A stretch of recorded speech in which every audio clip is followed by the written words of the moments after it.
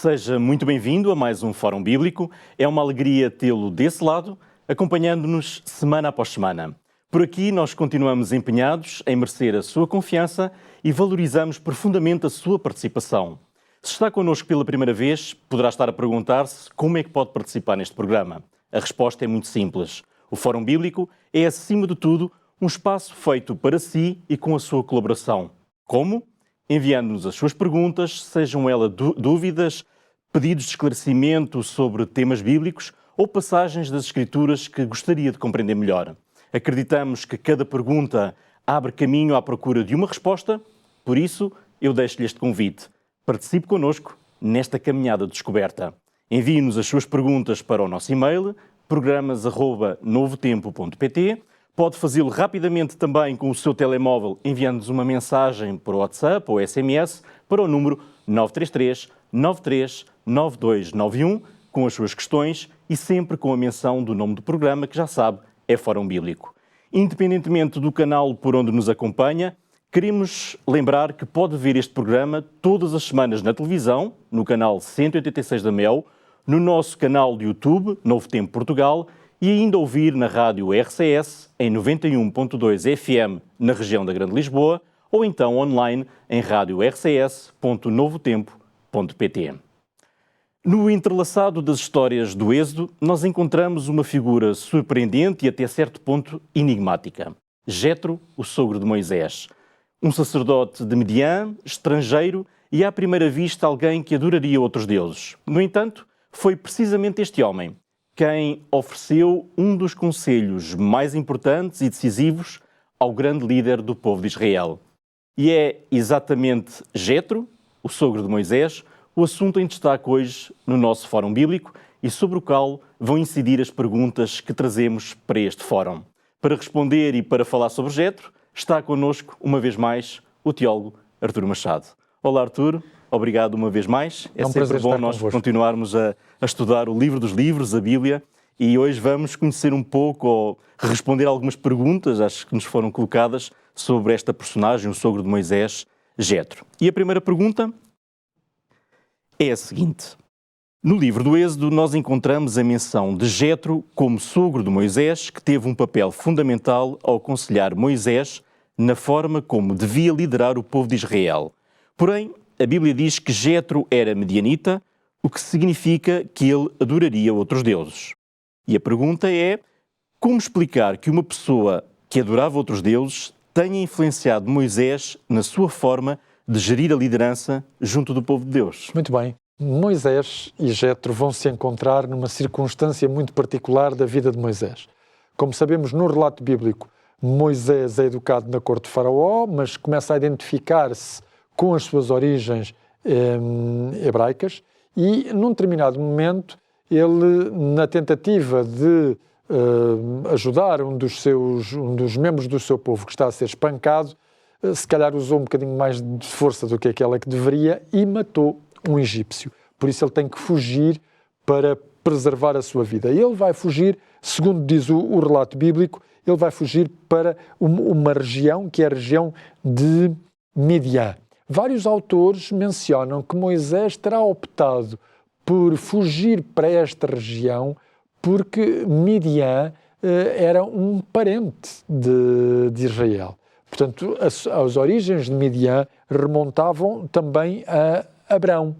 E quando o relato bíblico diz que Moisés fugiu para ali, ele foi encontrar mulheres pastoras que estavam ali com os seus rebanhos. Moisés vai acabar por socorrer estas mulheres pastoras de outros pastores que estavam ali e que porventura não eram muito simpáticos para com elas. É assim que elas o introduzem ao seu pai, que é Jetro. Jetro aceita acolher Moisés. Moisés fica ali durante um tempo a cuidar dos rebanhos de Jetro e acaba por casar com uma das suas filhas, que se chama Zípora.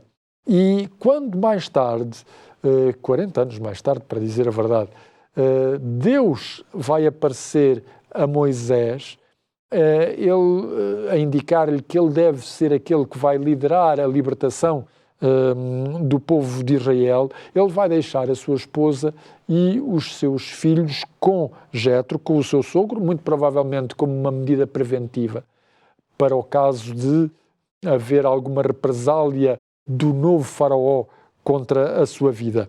Mas mais tarde, em pleno êxodo, já Jetro vai ao encontro de Moisés, levando-lhe a sua esposa e levando-lhe, portanto, os seus filhos Gerson e Eliezer.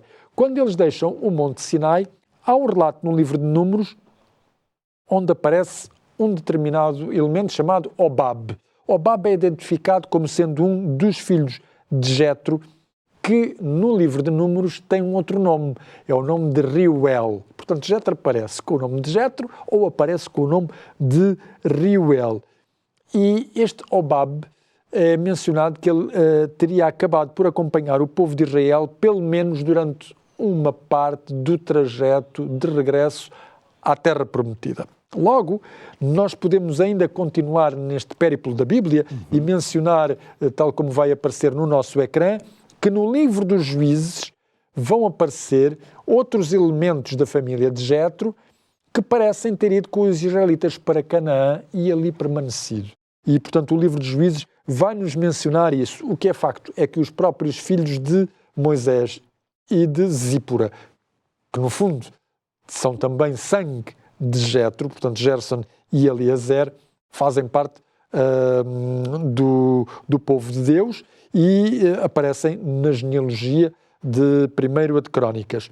Não temos muitas informações acerca de Jetro e as que temos não são muito precisas e por isso, em certa medida, ele aparece como sendo um personagem enigmático na narrativa bíblica. E temos também um outro problema, é que os midianitas não aparecem em nenhuma narrativa, em nenhum escrito do Oriente Antigo, portanto, do Próximo Oriente Antigo. O único livro onde eles aparecem mencionados é exatamente a Bíblia. E, portanto, nós só temos a Bíblia como fonte de informação para este povo que são os midianitas. E das informações que nós temos é que eles estariam espalhados numa área geográfica relativamente ampla. Quando eles aparecem no relato bíblico, à exceção de Jetro, eles aparecem associados ao politeísmo, portanto, seriam um povo que teria vários deuses. O exemplo disso é o livro de Números, que nos diz que Balaão, perante a aproximação do povo de Israel, Balaão estaria ali, seria um vidente. Balaque, o rei dos Moabitas, que também são aparentados ao povo de Israel, então poderíamos dizer que são primos. Balaque, com medo, vai, como é que nós podemos dizer, subornar Balaão para que este lhe faça o favor de amaldiçoar o povo de Israel. E diz o texto bíblico que os midianitas estariam associados aos moabitas, os anciãos dos midianitas aparecem associados aos anciãos dos moabitas, levando o preço dos encantamentos. Isto seria provavelmente objetos de ouro, objetos de prata, ou seja, ele iria suscitar um esforço da parte de Balaão e iria pagar isso. E estes preços dos encantamentos estão relacionados na Bíblia a práticas de magia e de adivinhação. Feitiçaria, provavelmente. Feitiçaria, provavelmente. E, portanto, temos aqui a maneira pela qual os midianitas nos são apresentados, um povo politeísta, associados a algumas práticas mais ou menos obscuras, ocultas, digamos assim. Na sequência deste relato de Balaão e de Balaque, os midianitas também aparecem associados àquele que foi o incidente de Baal-Peor, em que as mulheres moabitas teriam tentado corromper os homens israelitas, já que Balaão não foi bem sucedido em amaldiçoar os israelitas, eles arranjaram um estratagema de, através destas senhoras, poderem, através de relações sexuais, levarem os israelitas ao encontro de um culto politeísta, portanto, contrariamente àquilo que Deus desejaria, incorrendo, por isso, no desagrado de Deus. Sabemos que a adoração de Baal era claramente uma adoração politeísta, muito comum naquela área, portanto, do nosso globo, e, portanto, Baal era um deus que fazia parte de um panteão de deuses que eram adorados naquela zona. Quando mais tarde o povo de Israel já se instalou, no livro dos Juízes, aparece o relato de Gideão, e o relato de Gideão contra os midianitas, justamente. Gideão vai com outro espião ao acampamento midianita, e ali eles percebem que 2 soldados estão a falar de um sonho em que o objeto era justamente a derrota dos midianitas. E Gideão saiu daquele lugar com a certeza de que os midianitas estavam com medo da sua intervenção. E sabemos também que se acreditava naquela altura que os deuses se comunicavam com os seres humanos através de sonhos. Daí que, juntando todas estas interpretações, não é claro se o soldado midianita estaria a fazer a intervenção de um deus, mas o que é lógico é que nessa batalha Gideão vai capturar um dos reis midianitas chamado Salmuna, cujo nome significa imagem ou estátua, e são apreendidos objetos, ornamentos de ouro, em forma de meia-lua, que poderia apontar para a adoração do deus da lua. E, portanto, isso indicaria que o povo midianita, ao qual Jetro pertencia, teria, portanto, umas origens politeístas. No livro de Isaías aparece uma última referência a Midian e a um outro povo, Efá, um nome que parece ser descendente de Midian. E diz Isaías, capítulo 60, versículo 6, o seguinte: a multidão de camelos te cobrirá, os dromedários de Midian e de Efa, todos virão de Sabá, trarão ouro e o incenso e publicarão os louvores do Senhor. Ou seja, associa os midianitas e Efá à adoração do verdadeiro Deus. Significa isto, a adoração do Deus monoteísta. Verificamos, portanto, o seguinte: dá a parecer que os midianitas são um povo politeísta, mas também Isaías mostra que eles teriam uma tendência monoteísta. Qual delas se aplicaria a Jetro é difícil realmente saber, mas Jetro, por isso, tem este aspecto enigmático. Ok, muito bem. Nós vamos continuar a conhecer ainda mais sobre Jetro, o sogro de Moisés, através da resposta às próximas perguntas, mas agora chegou o momento para lhe apresentar uma oferta muito especial que temos para si neste programa.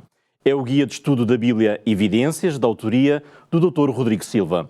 Este guia está organizado em 14 perguntas, que são o ponto de partida para as 14 lições que poderá estudar comodamente em sua casa.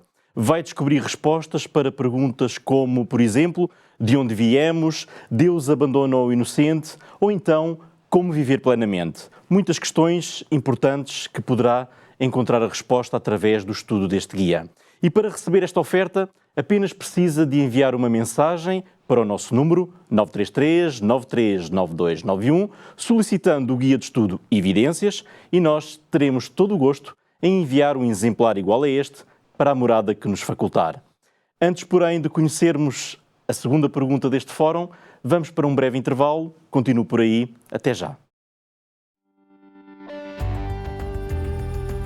TV Novo Tempo, o canal da Bíblia, o canal da Esperança.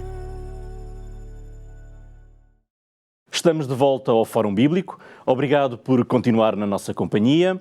No programa de hoje nós estamos a falar de um personagem no livro do Êxodo que se destaca pela sua presença inesperada e, em certo sentido, intrigante. Falamos de Jetro, o sogro de Moisés. Para nos ajudar a responder às perguntas sobre Jetro, contamos, como habitualmente, com a presença do teólogo Artur Machado. E porque neste programa nós queremos continuar a responder às suas perguntas, não deixe de as enviar agora mesmo para os nossos contatos. Se preferir enviar por e-mail, pode enviar para programas@novotempo.pt. Se preferir o telemóvel, pode enviar uma mensagem para o número 933 939291. O importante é não perder esta oportunidade para esclarecer alguma dúvida que tenha sobre qualquer assunto que possa estar presente na Bíblia. Muito bem, Artur, vamos passar à segunda pergunta. Na primeira parte tivemos a oportunidade de mergulhar na narrativa bíblica para encontrar indícios e a própria revelação a respeito de Jetro e perceber quem era Jetro, e a próxima pergunta vai ajudar-nos a aprofundar um pouquinho mais e tentar ir procurar que homem era este e em que é que acreditava. E a pergunta é, Jetro seria um sacerdote politeísta ou monoteísta? Ora bem, é uma boa pergunta e nós vamos já colocar aqui uma frase que nos diz que Jetro é identificado como Cohen Midian, portanto, o sacerdote de Midian. A palavra Cohen significa justamente sacerdote, o que implicava que ele teria uma determinada liderança religiosa e implicaria a prestação de culto a uma divindade e a sacrifícios. Nós vimos anteriormente que a Bíblia deixa entender que os midianitas, como povo que estaria espalhado numa determinada área geográfica, teriam uma perspectiva politeísta, embora Isaías mencione que eles também poderiam ter uma tendência monoteísta. A palavra Cohen, que significa sacerdote, por si só, não nos pode dizer se Jetro era monoteísta. Isto porquê? Porque no texto bíblico ela não é limitada aos sacerdotes de Deus. Por exemplo, a palavra vai designar os sacerdotes egípcios, ela vai designar os sacerdotes de Baal, os sacerdotes do deus Quemos, os sacerdotes de Hasherim. Por isso nós não sabemos, pela palavra Cohen, se Jetro era um sacerdote de Deus, do mesmo Deus de Israel, ou de qualquer outra divindade. Houve especialistas que lançaram a possibilidade de que a adoração de Jeová entre o povo de Israel se teria originado noutros povos e que Jetro teria tido um papel nessa adoração, e eles falam de uma terra que seria conhecida como a terra de Chazu, em que Chazu seria uma referência a determinados pastores beduínos, uma terra que seria a antiga Núbia, o atual Sudão, e que esses povos, portanto, essa terra existiria por volta do ano 1400 antes de Cristo. Porém, há outros especialistas que nos dizem que estas evidências não são assim tão conclusivas e que o termo Chazu, que era utilizado pelos egípcios, na verdade se refere a um povo com costumes particulares que não coincidem com o dos midianitas. Não é de excluir que esta associação de Moisés com Jetro, durante 40 anos em que ele passou com o sogro, não tenha levado a que tenha havido uma aproximação de Jetro ao culto monoteísta de Deus, tal como o povo de Israel o professava. O que nós sabemos é que quando Jetro chega junto de Moisés, levando-lhe a esposa e levando-lhe os filhos, a bênção que Jetro dá a Moisés é: bendito seja o Senhor. O que mostra que ele se estaria identificado com o culto ao Deus verdadeiro. Mas logo a seguir ele diz: agora sei que o Senhor é maior que todos os deuses, porque livrou este povo debaixo da mão dos egípcios quando agiram arrogantemente contra o povo. Os rabis viam nesta frase de Jetro, agora sei que o Senhor é maior, como um precedente de alguém que, tendo sido pagão, confessa agora a fé no Deus monoteísta. E a expressão é maior que todos os deuses confirmariam isso, que Jetro teria sido, portanto, idólatra. Embora hajam outros autores que dizem, pois ele foi, mas nunca deixou de o ser. E era esta, por exemplo, a opinião do reformador João Calvino. Mas a verdade é que, se nós virmos o Salmo 153, o versículo 5, o salmista também diz: eu sei que o Senhor é grande e que o nosso Deus está acima de todos os deuses. E não podemos dizer que o salmista era politeísta. Podemos dizer é que o salmista diz que o seu Deus é maior que os deuses que os povos à volta adoravam. E provavelmente terá sido neste sentido que Jetro saudou, Moisés. Em Êxodo, no capítulo 18, Jetro desempenha um papel ativo. É ele que traz os sacrifícios para a adoração. Não é Arão, é Jetro. Isto é também significativo. E, portanto, isso poderia dar-nos indicação de que ele teria uma fé monoteísta. Muito bem. Jetro era sogro de Moisés, porque, como mencionou, Moisés casou com uma das suas filhas, Zípora. E a próxima pergunta, que aliás será a última do nosso programa, vai no sentido de procurar saber qual seria a fé que Zípora partilhava. E a pergunta é esta: o facto de Zípora ter praticado a circuncisão do filho poderá indicar que ela partilhava a fé de Moisés? Este episódio da circuncisão é um bocadinho obscuro também, não nos vamos deter nele. O que é facto é que Deus exigia a circuncisão à linhagem de Abraão. Moisés não a praticou. E Deus vai ao encontro de Moisés e a Zípora que a pratica com uma faca de pedra. Engraçado, uma faca de pedra. O que alguns autores acharam estranho, mas porque já estamos na idade do bronze, não é? E portanto... já não é o utensílio de pedra que se utilizaria. Mas não seria provavelmente o que se utilizaria. Porém, quando Israel chega à fronteira, sobre a liderança de Josué, à fronteira com a terra prometida, Deus diz ao povo de Israel para fazer também a circuncisão e diz-lhes para afiar facas de pedra. Facas de sílex. E, portanto, não será assim também tão descabido. O que é facto é que se Zípora está habituada a fazê-lo, das duas uma. Ou ela viu o pai desenvolver esse ritual, que é absolutamente natural e, portanto, estaria habituada a praticar, familiarizada com o ritual, ou ela própria executou o ritual anteriormente. E, portanto, não sabemos isso a certo, mas o que é facto é que isso aconteceu e, portanto, Zípora mostra-nos isso. Jétro também dá um conselho a Moisés. É o tal conselho sobre a maneira como Moisés atendia o povo de Israel e que nos pode mostrar que ele tinha uma fé monoteísta. Em Êxodo, capítulo 18, versículo 19, ele diz: ouve as minhas palavras. E diz: eu te aconselharei e Deus seja contigo. Representa o povo perante Deus e leva as suas causas a Deus. E logo, nós podemos ir agora para a nossa última frase de hoje. Diz-nos que Jétro mencionou que Moisés deveria apenas confiar na direção e sabedoria de Deus no exercício da sua liderança e gestão do povo e dos seus assuntos. E referiu-se a Deus, mostrando que ele próprio era também um crente nele. E, portanto, quando Jétro dá o conselho a Moisés, conselho esse que vai dar a Israel a estrutura para a futura gestão da sociedade israelita, e, portanto, ele vai-lhe dizer: olha, se Deus for contigo e te inspirar neste conselho que eu te estou a dar, segue-o, é melhor para ti, é melhor para o povo. E, portanto, Jétro tem este elemento que é fundamental. Realmente ele está ali na obscuridade. Nós não podemos dizer com toda a certeza se ele era um adorador de Deus. Há evidências que nos mostram que sim. Há evidências que nos mostram também que uma boa parte do povo dos midianitas era politeísta, sem dúvida alguma, mas a postura de Zípora, a maneira como o Jétro se dirige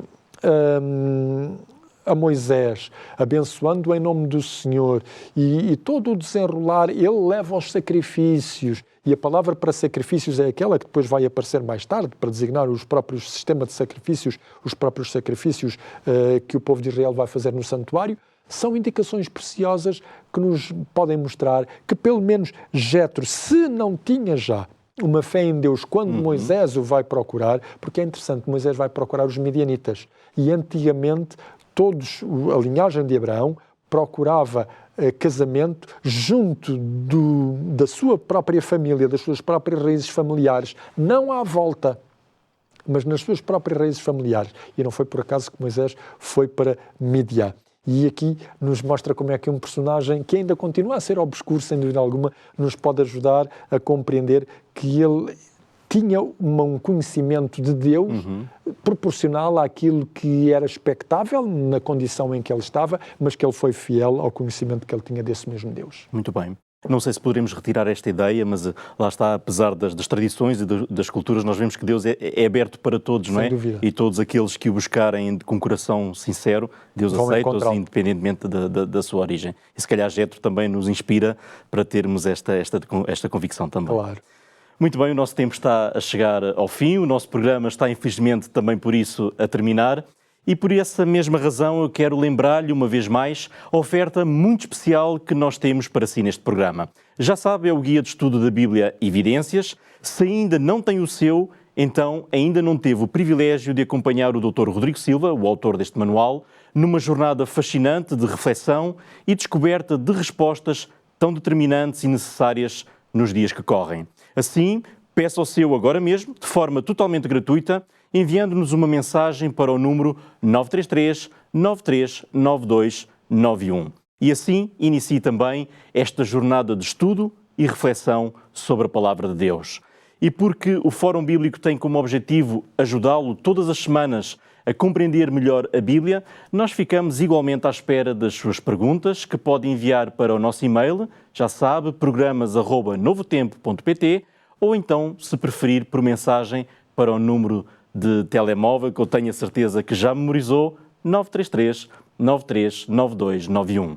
O Fórum Bíblico regressa na próxima semana, no canal 186 da MEL, no YouTube da Novo Tempo e também na rádio RCS em 91.2 FM, ou então em qualquer lugar através da emissão online em radiorcs.novotempo.pt.